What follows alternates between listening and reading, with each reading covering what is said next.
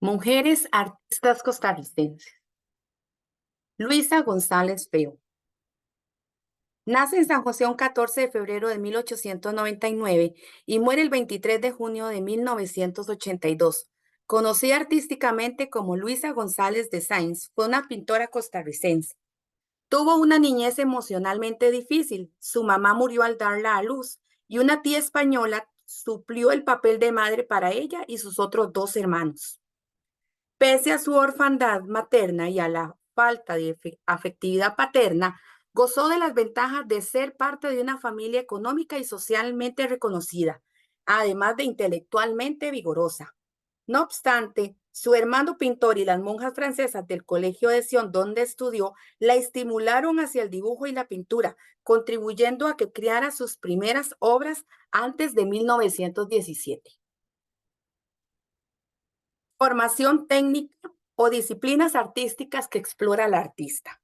Le apasiona la pintura al óleo, pero no demuestra interés en las lecciones formales que ofrecía la Academia de Bellas Artes, fundada en 1887.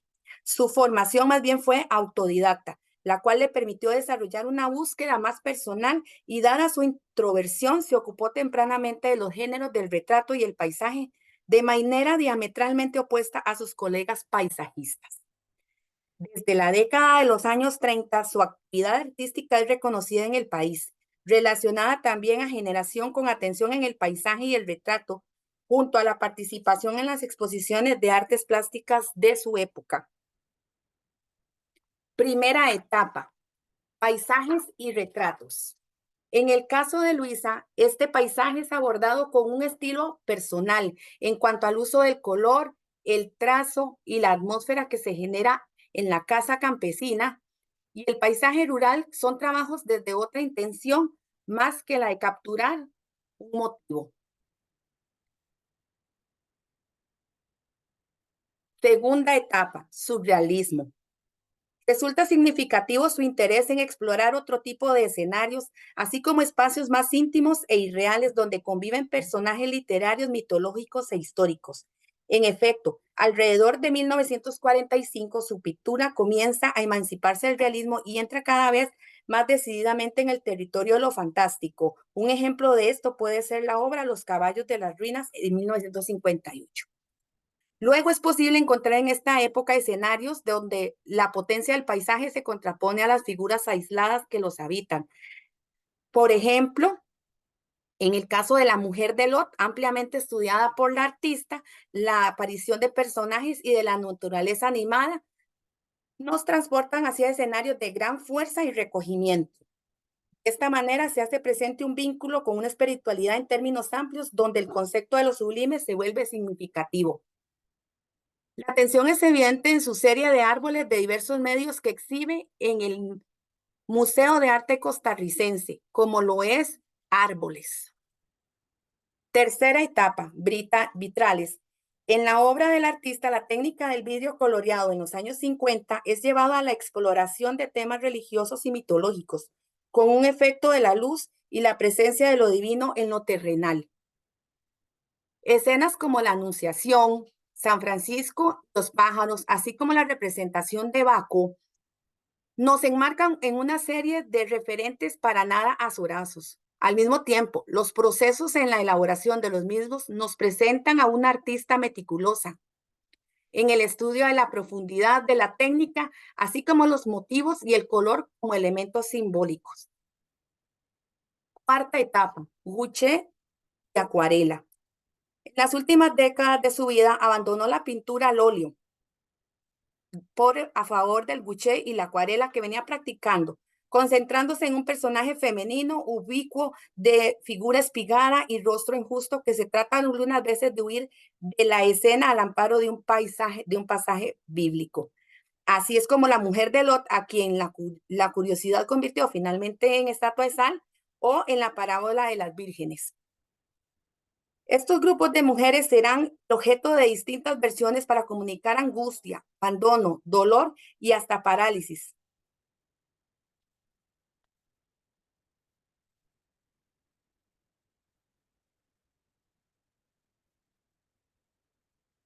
Personajes o artistas que influyeron en su carrera.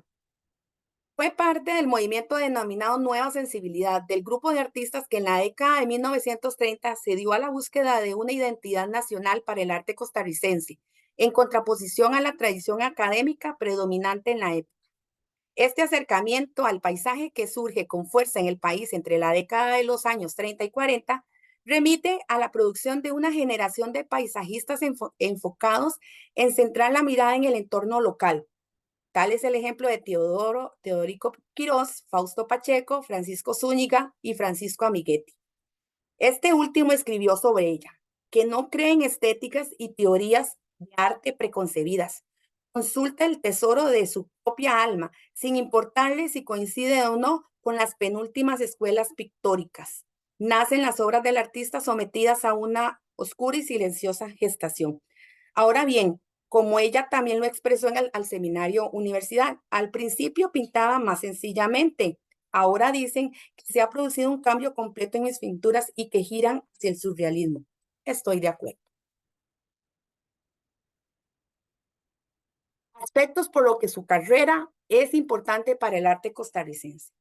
Luisa González de Sainz nos presenta una amplia producción que evidencia, una vez más, el legado invaluable de una visión singular para su época, un universo aún indescifrable dentro del arte costarricense de una mujer artista, cuya obra debe seguir siendo descubierta. Ella obtuvo el primer premio y medalla de oro en la octava exposición de artes plásticas auspiciada por el Diario de Costa Rica en el año 1936. También fue mención de honor en el certamen de arte del Ministerio de Hacienda de Costa Rica en 1970. Debido a su entrega al arte y a sus valores estéticos, fue escogida para representar a Costa Rica en varias exposiciones internacionales. Y en 1977, su óleo San Francisco y los pájaros fue reproducido en un sello postal de Costa Rica como homenaje a su obra. ¿Cómo su estilo o intenciones como artista se reflejan en dos de sus obras?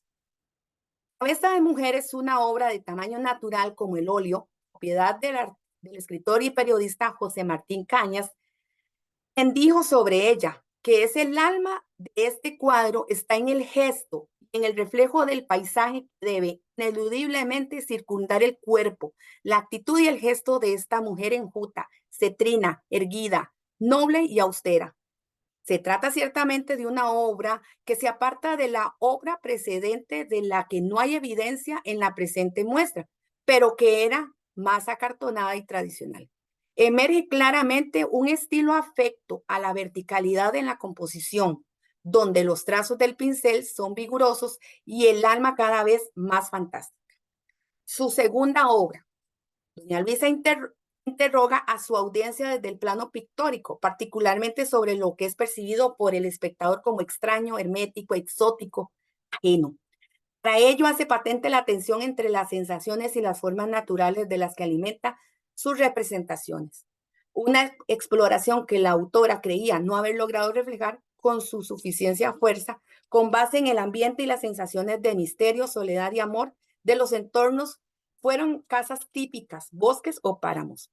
Lo reconocemos en esta obra claramente en su óleo de 1942, Hermético, que denota la ausencia de ventanas, personas y animales en el plano de una aparente serie de identificaciones rurales, pero con nota de desolación, misterio y enigma.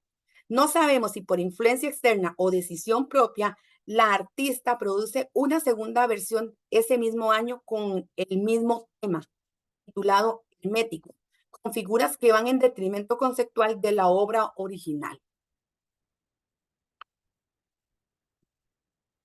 Como dijo doña Luisa, siempre me ha gustado muchísimo la pintura y con el tiempo he ido perfeccionando mi oficio, la técnica y el tratamiento de los temas y mi sentimiento. Margarita Bertró Odio es otra artista costarricense, nació en San José el 13 de mayo de 1913 y murió en Escazú el 21 de noviembre de 1975. Hija de Rosalía Odio Méndez, de origen cubano, y de Alberto Bertó Senia, artesano de calzado de ascendencia francesa. Durante su infancia fue alumna del artista Fausto Pacheco. A los 16 años se mudó con su familia a La Habana, Cuba, Continuó sus estudios en Bellas Artes en la Academia San Alejandro y luego en el taller del artista Rafael Lilo y Foraster. Siguió además estudios de ballet y paralelamente a su carrera como bailarina, trabajó como diseñadora de vestuario y escenografías para diversos espectáculos. Formación técnica o disciplinas que el artista explora. A partir de 1930 se dedicó también a la danza, el diseño de vestuarios y escenografías. Instaló su propio taller en 1938 y continuó creando vestuarios y escenografías para los ballets del maestro Jaworowski. En 1940 trabajó en Bogotá, Colombia, con un grupo de ballet para el gobierno de esa ciudad y allí presentó el Cascanueces. En Costa Rica enseñó ballet en la escuela de Margarita Esquivel y diseñó vestuarios y escenografías. Enseñó en la Escuela de Artes Plásticas de la Universidad de Costa Rica. En 1942 fue invitada por su decano, Teodorico Quirós. En sus clases de dibujo sustituyó las figuras de yeso por el modelo al natural y al estudio al aire para lograr un contacto directo con la luz, el color y las agendas del ambiente. Técnicas. Técnica del fresco. En 1942, junto a Francisco Amiguetti, empezó a experimentar en la técnica del fresco. Colaboró con Francisco Amiguetti en la elaboración del mural La Agricultura, que se encuentra en la Casa Presidencial y hoy está en el Museo de Arte Costarricense. Murales. Hacia 1952 mostraba una pintura calificada de abstracta con la utilización de elementos primarios y el geometrismo. Producto de esas innovaciones son varios murales en espacios públicos, de los cuales se encuentran 3 en el Colegio San Francisco y han sido remodelados en estos tiempos. Por ejemplo, un ángel entrega a San Francisco un mensaje, San Francisco recibiendo los estigmas y San Francisco entrega un mensaje a los monjes. Estos 3 murales para el edificio también de la tienda La Dama Elegante son Mujer que emerge de las aguas, Motivo de ballet y Reina de la noche. Acuarelas. En la década de 1960 se estableció en Golfito, donde se dedicó a pintar acuarelas con temáticas marinas cuyas atmósferas recuerdan una sensación de humedad en los elementos naturales.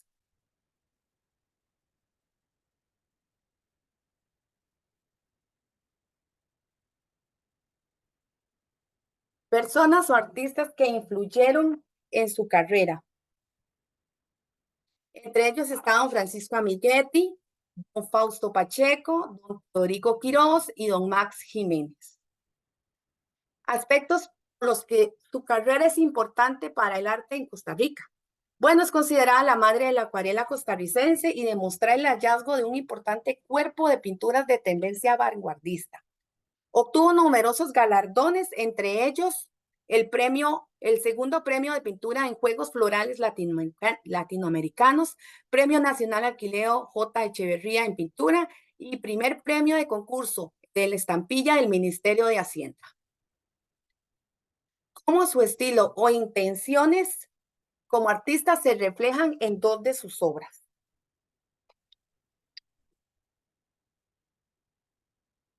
La arquitectura de Escazú, con sus casas construidas en adobe, los corredores de las viviendas, sus zócalos de diferentes colores para embellecerlas, el entorno contrastado con sus jardines creados y la naturaleza expresándose en toda su libertad, fueron capturados por el pincel y el papel de Margarita Berthaud.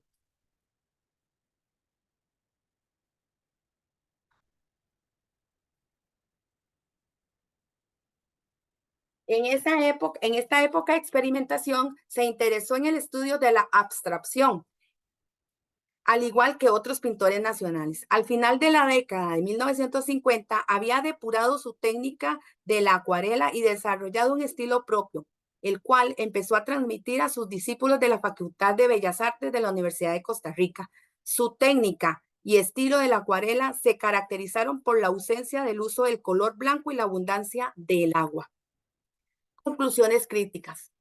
Debo ser sincera, yo al no ser muy asiduo al arte, he encontrado este par de grandes pintoras, señoras con una visión incansable en su espíritu de lograr las mejores obras. De doña Luisa quedé encantada al ser una pintora autodidacta y ver cómo reflejaba su interioridad en las obras. Ese gusto por lo surrealista, Es exquisito ver su vasta gama de obras y bocetos. Ahora entiendo el amor que profesaba don Guido Sáenz González, su hijo, por el arte. Con la calidad de madre que tuvo, plantó buena semilla. De la señora Bertó, me encantó que fue la primera mujer que sustituyó el modelo de yeso por el modelo de nudo al natural. Aunque al principio recibió gran oposición, su visión se terminó imponiendo, introduciendo un gran cambio en la producción del arte nacional. Además, que le encantaba pintar al aire. Muchas gracias.